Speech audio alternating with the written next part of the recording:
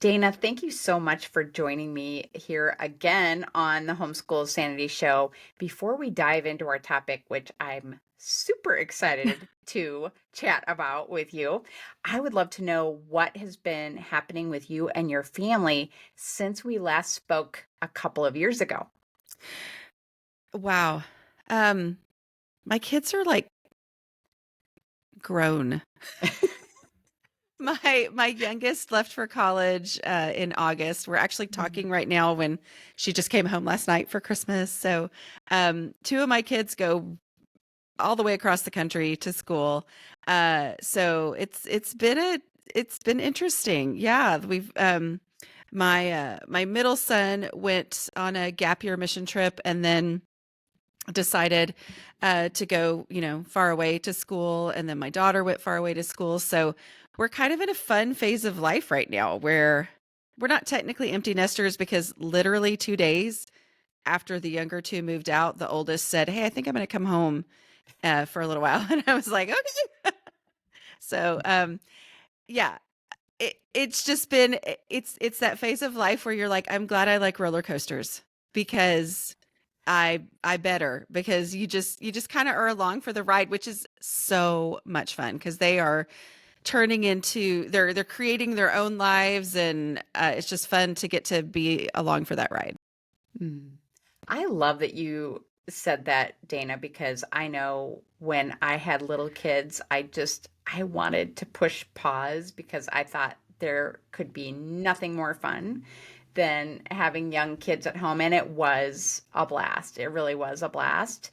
But I so enjoy this phase of Yes. life, which is not that much different than yours. I have an adult son living at home in his first year in his career, and my youngest went to college not this year but last year. So, it's just neat to see what your kids do with their careers and their It friendships and is. their hobbies. It's a blast. Well, So I yeah. especially like I've always been the person who like I love to learn about a new thing, a new aspect of life. And for a lot of my life it was me deciding what those things were. And now I'm like, well, I sure know a lot about dance and powerlifting and deep sea fishing and things that I never ever even thought I would care about, but because my kids are into these things, I'm like, all right, well, let's learn about it. Yeah. Yes. Yeah. Yes, that is exactly it. And I hope that that encourages you moms who are listening who still have young kids and Mhm. you are still deciding what you're going to get involved in because it is a roller coaster ride, but and I don't really like roller coasters, but this is a fun one. I It's mean, a fun you one. might as well buckle up, right? Yeah, buckle up. Yeah, yeah. Okay, so let's talk about struggling to get your home in order. And my listeners know if they've ever listened to me before, really, that this was a huge struggle for me that almost kept me from homeschooling and Mhm. having more kids. And so you have worked with many women who were like me, who were struggling to get their homes in order. Specifically, what I am hoping that we can focus on today is the role of perfectionism in that.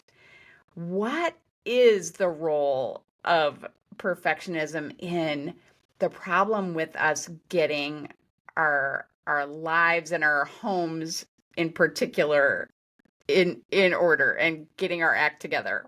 Yeah. Well, I mean, I just want to be clear. I'm not sure if people heard our previous episode or exactly what we talked about on that one, but I get it because I'm exactly in the place that you're talking about, right? Or I Mhm. was exactly in that Mhm. place, right? Like that is my story that I was completely overwhelmed, felt incapable of getting my house under control even though I had tried and tried and tried.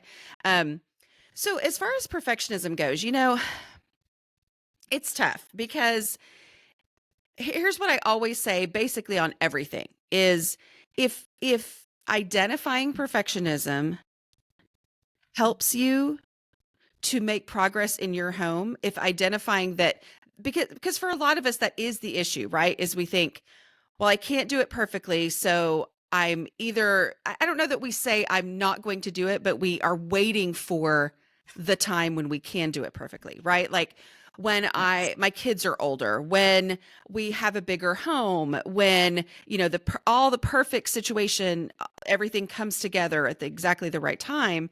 That's when I'm going to wait, right? So if that helps you, then it's very important to identify that and, separate it. For me, the reason I don't necessarily focus in on perfectionism as the reason that my house was out of control is that I am a perfectionist in other areas. So I know the drive that is makes no sense to anybody else of why I have to like keep working and keep working and keep working and then keep working some more. Um for me I go, okay, what is it then? Because I am very much of the mindset of, okay, I'm going to wait for the better time. I'm going to wait for the next phase of my life. I'm going to wait until, which for me ended up being thinking, I had always assumed that once I was married and I cared about my house, that's when it would be easy, right? Like I was Mhm. waiting for that Mhm. as the perfect time. Okay, that's when I'll get my house under control, even though I'd had a messy space my entire life. Every space that I ever lived in. No matter how much my roommates would say, "Oh, it's okay. I'm neat enough for both of us." And I'd be like, "We'll see." And not that I wanted to be that way, but I ruined so many roommates, poor things. Um and but I honestly believed when I had children and had nothing else to do but work on my house, which is a joke, right? We all know. Then it would be easy, right? Like so I think it's that waiting for the time when it's going to be easy. It's not necessarily going to ever get to a point where it's easy, right? For me, this book that I've written now is about the spiritual side of things for me. And the perfectionism idea comes in that I was waiting for my brain to change or my circumstances to change and be able to do this thing easily, right? When in reality, the thing that actually allowed me to change was accepting that my brain works differently from the brains of people to whom this stuff comes easily, right? And so accepting that, you know what? My brain, as far as somebody who wants to keep their house under control, my brain is not perfect. And it is not easy for me. But also, God designed me with this brain on purpose. So therefore, it is the perfect brain for me, right? Like this is the one. This is who God made me to be. My brain works differently. We celebrate, right? Like if you have multiple kids, you celebrate their uniqueness. You celebrate how they're different from one another. It wouldn't be fun if everybody thought and did things exactly the same way. That's the beauty of our uniqueness. And God designed us with that uniqueness. And so accepting that, okay, God's design of my brain is perfect, even though that means this is not my natural thing that I'm great at. But the thing I realized as I worked on my own home and I was writing about it, and I was finding, much to my shock, that there were other people who struggled the way that I did, that I have a creative brain, and that was the common thread I was seeing among the people who struggled with house stuff. And I went, oh, okay. So the creativity that God designed in me, that I am so incredibly thankful for, that I've always been thankful for, right? Like, I love that. Thank you, God, for making me creative. That is directly related to these struggles that I have in my home, right? And so acknowledging that it is the thing that freed me to say, okay, well, that doesn't mean that my house is doomed. It actually gives me the freedom to make progress in my house, because I'm like, you know what? God made me this way. So there's a way, but it's different from the way that the person who God designed to have a naturally organized brain the way it works for them, but they're usually the ones writing about this stuff, right? Like they're the ones who like to talk about it. And so they write about it. And so I would read that and think, so that's what you have to do. And I would try and it wouldn't work. And so anyway, a lot of it comes down to accepting that God's design of me, he did not make a mistake. This is how he wanted me to be. And that takes the shame away, which then allows me to move forward and figure out what does work in my home.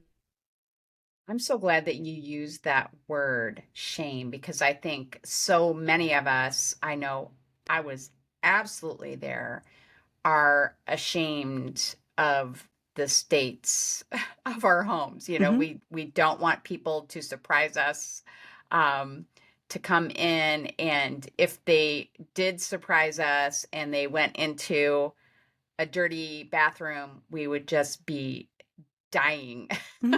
Yeah, At least I would be, and absolutely. I have been. So, what is the problem with the shame that we often have about our homes?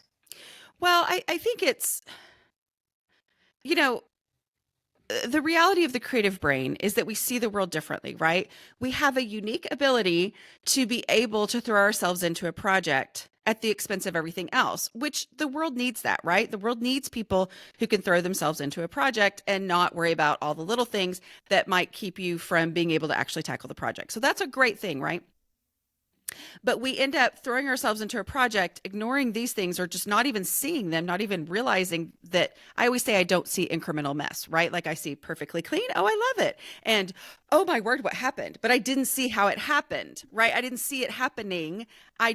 The doorbell rings or somebody says they're coming over and I'm like, and it just all of a sudden is visible to me. So there's that. What was the question? I'm sorry. No, that's perfect. And that is a great example of how our brains work, I right? know, right? Right. So what is the problem with our natural tendency to react with shame about Yeah. how our brains work? Right. So there's that. That is reality. That is a actual challenge and it's embarrassing to have that happen. Here's where the real problem comes in is I uh, when we put a spiritual spin on that shame. Hmm. Okay? Because this is a legitimate challenge. I struggled my whole life, right, with this.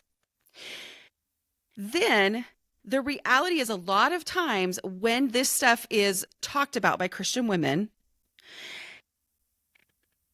whether they mean it or not, okay, whether they intend it to be taken this way or not, I would take it as, oh, so as a Christian woman, this is supposed to be easy for me.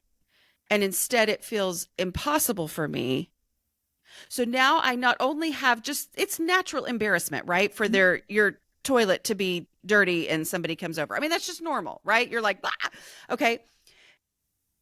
But when we put a spiritual spin on that, where I go, okay, I already feel completely bewildered by this thing. And now I feel like I am failing as a Christian. Then that's where the real shame and the need to hide comes in because it's like, what?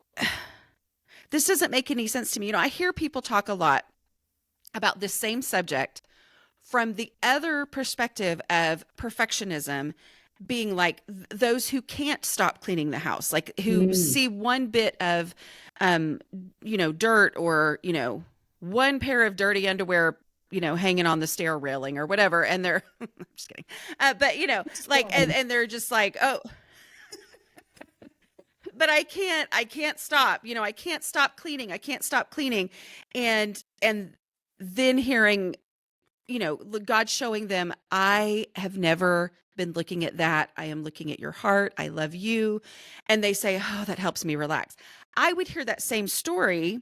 And there is so much value in that story for a lot of people. But for me and for the people like me, I hear that same story and I think, well, I would love to have that problem.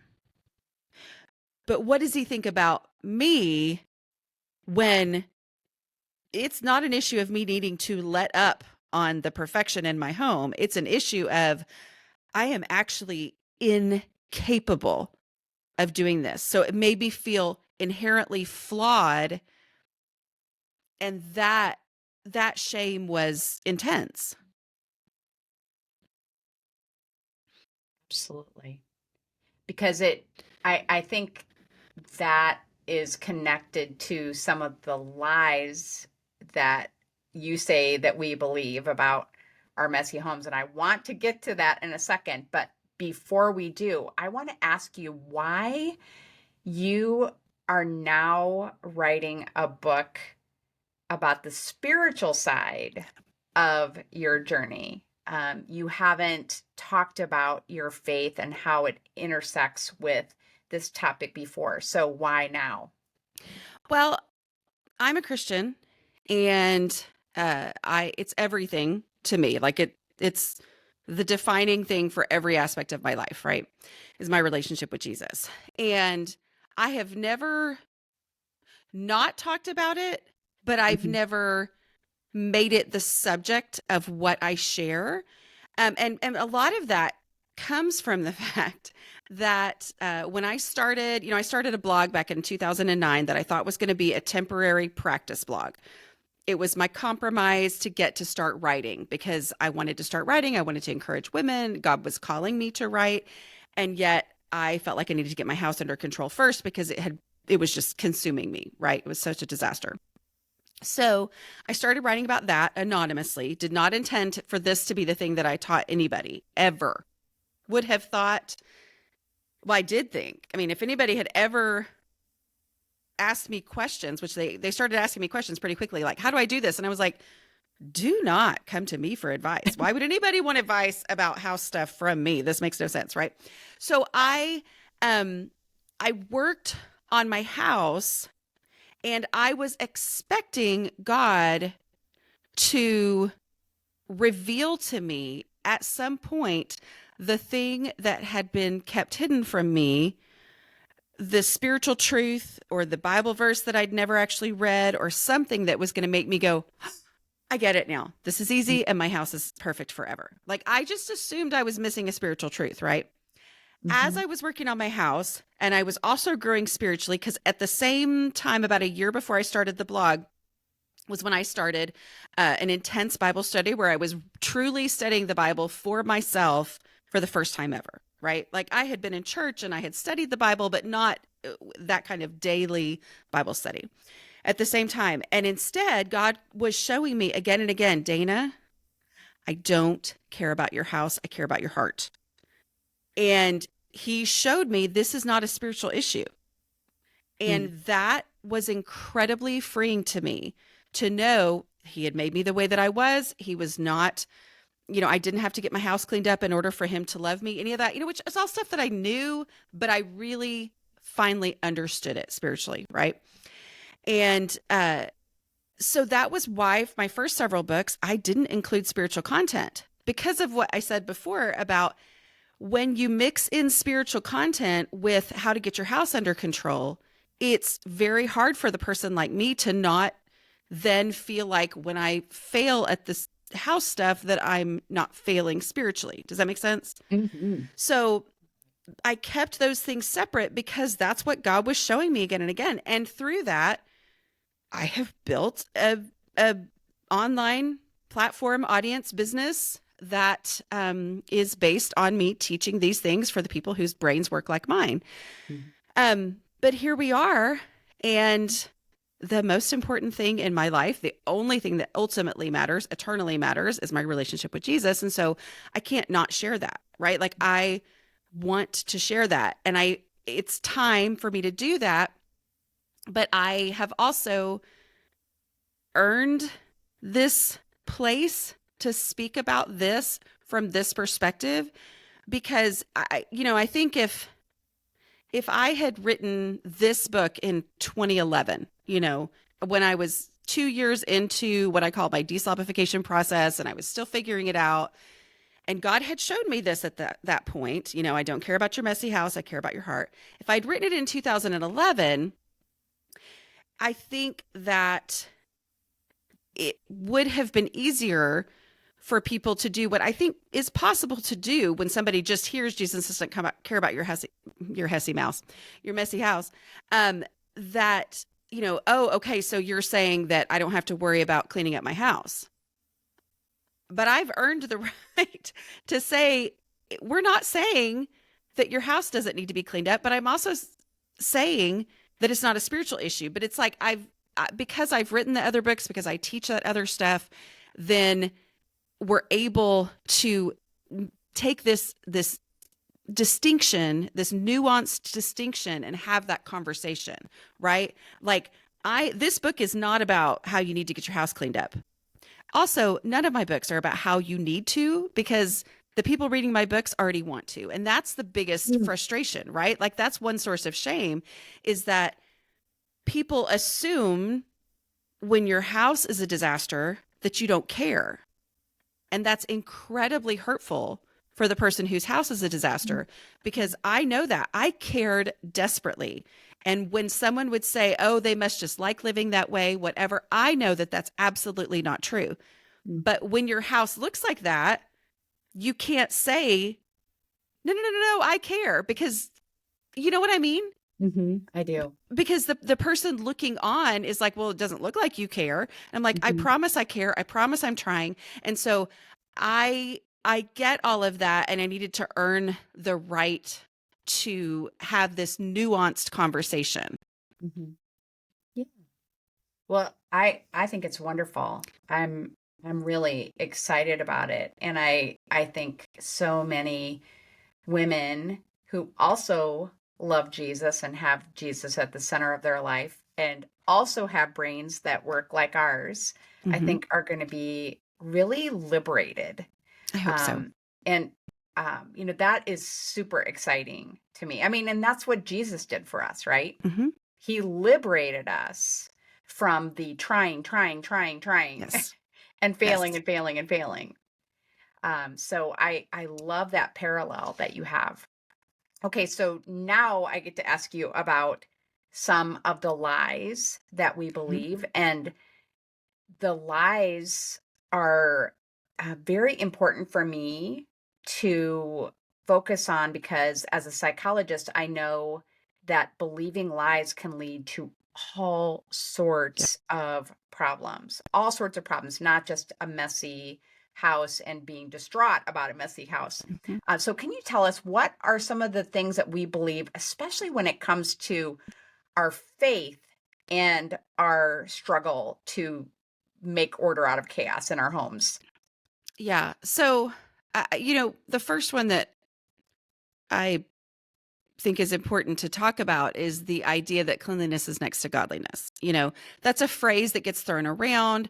Most people know that's not in the Bible, because it's one of those that people like to say, did you know that this isn't in the Bible? People go, oh, yeah. But if you Google it, is cleanliness next to godliness in the Bible?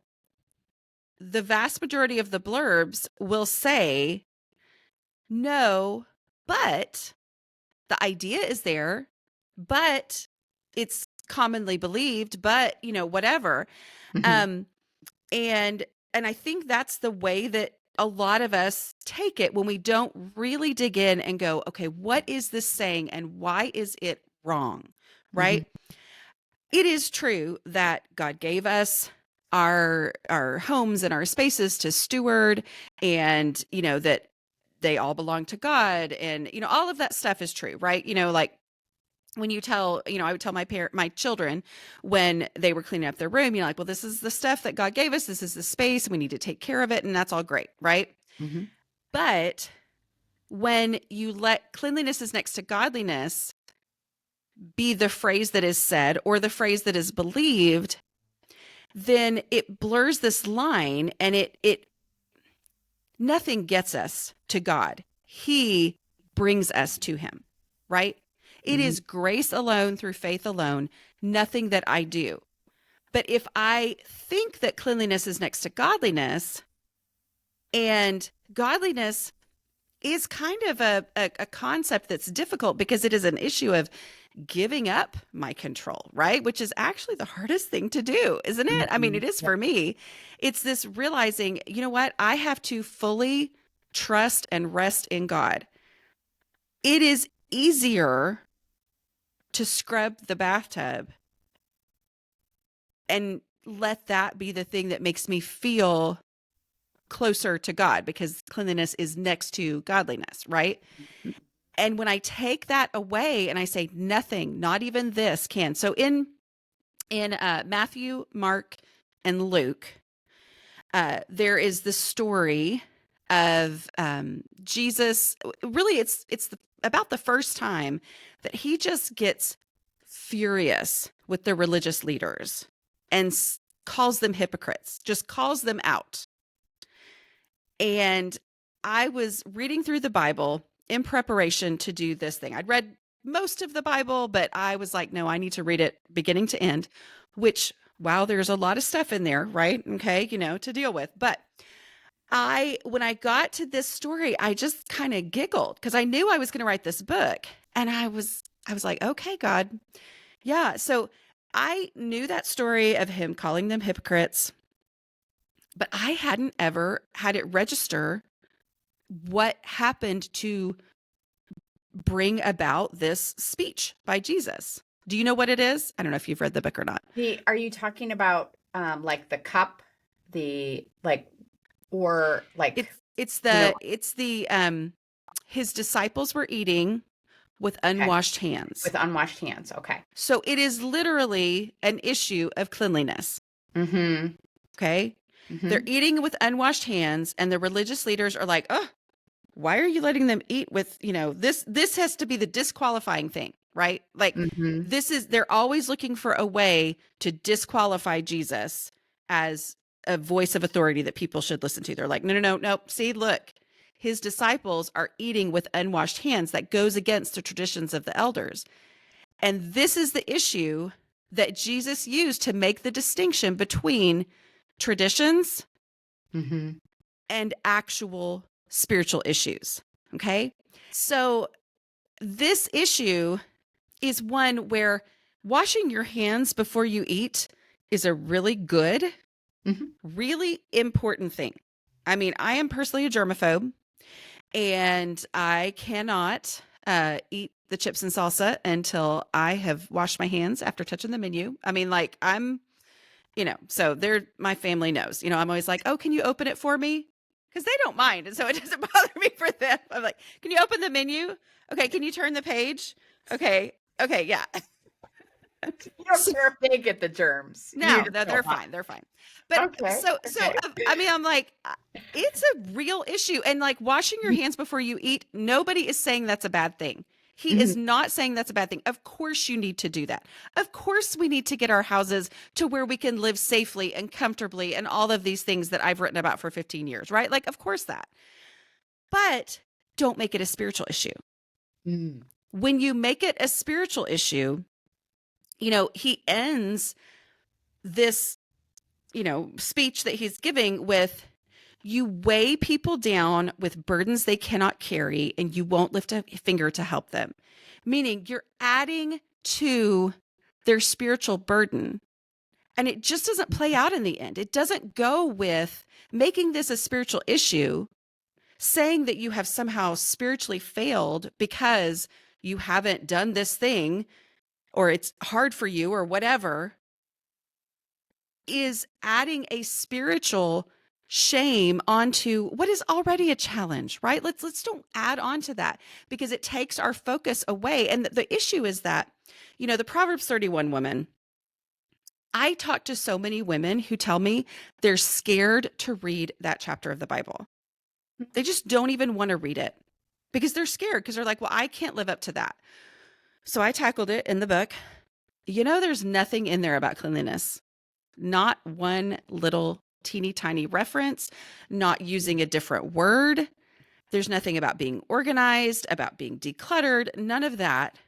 But there is a lot about how she is very hardworking and not lazy, right? And so people assume that that means her house is perfect. Well, a lot of the people whose houses are in, intense states of disarray that I know are some of the hardest working people I've ever known.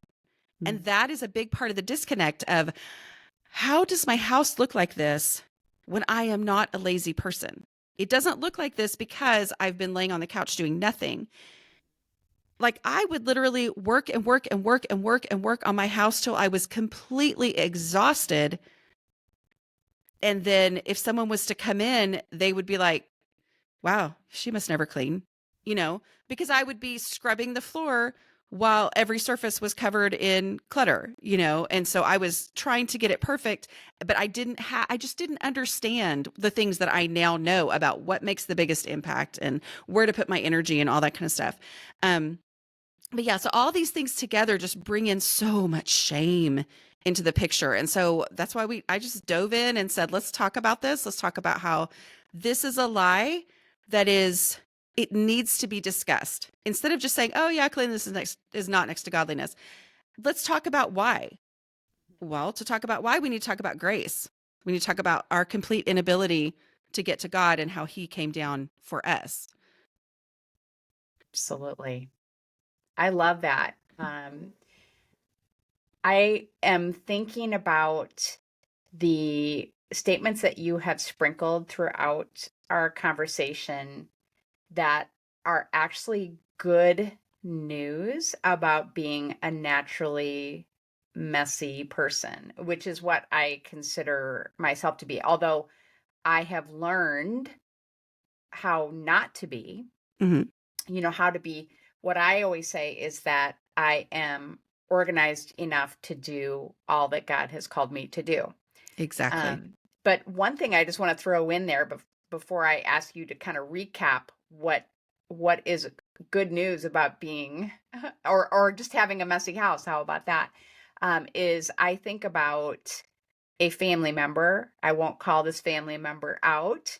Um, and this person is a naturally messy person, I would say. And I could not love this person more than I do. And the person has these amazing, amazing qualities. And I would never want them to think poorly of themselves. And so I think that gives me a lot of hope and assurance about how I should think about myself. So, Mhm. what are the positives of having this kind of brain, as you say? Yeah, it's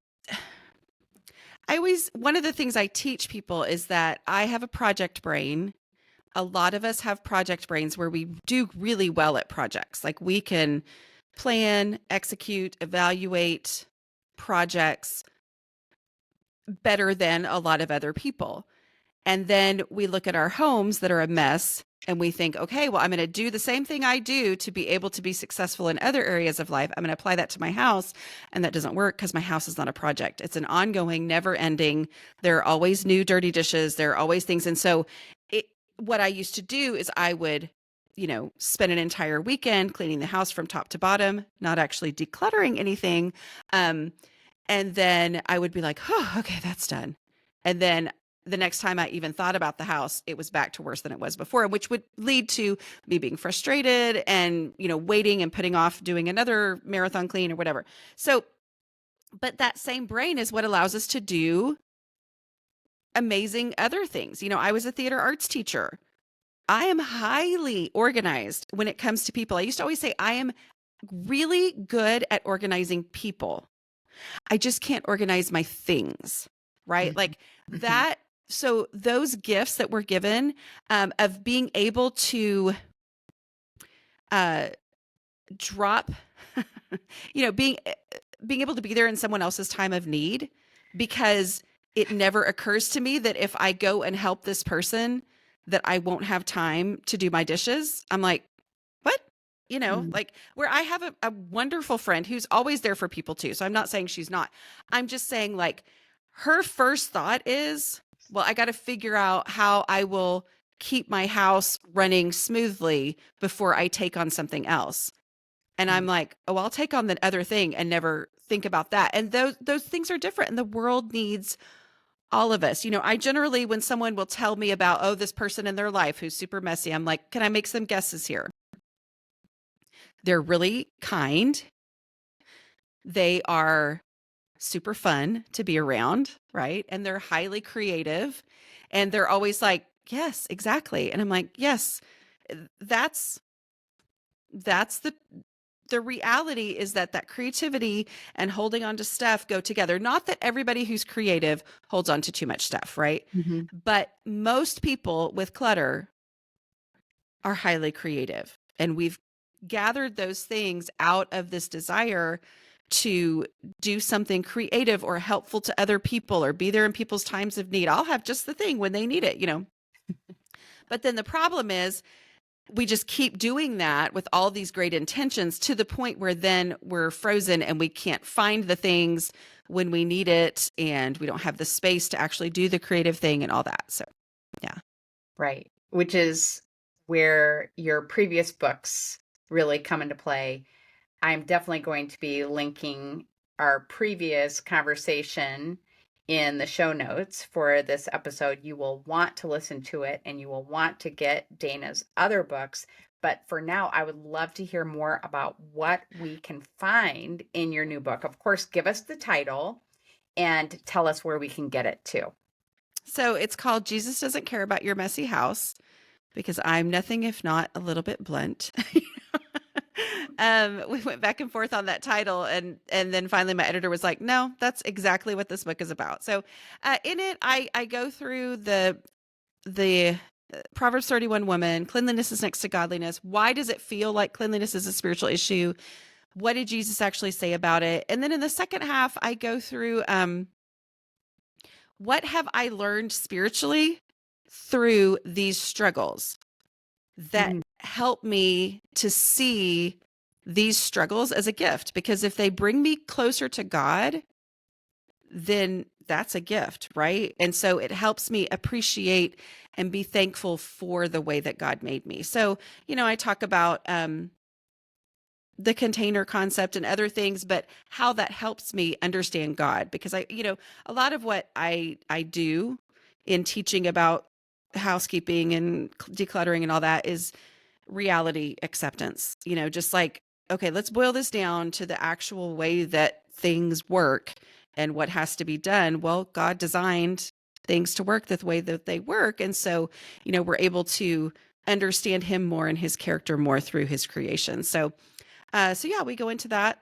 But it's fun.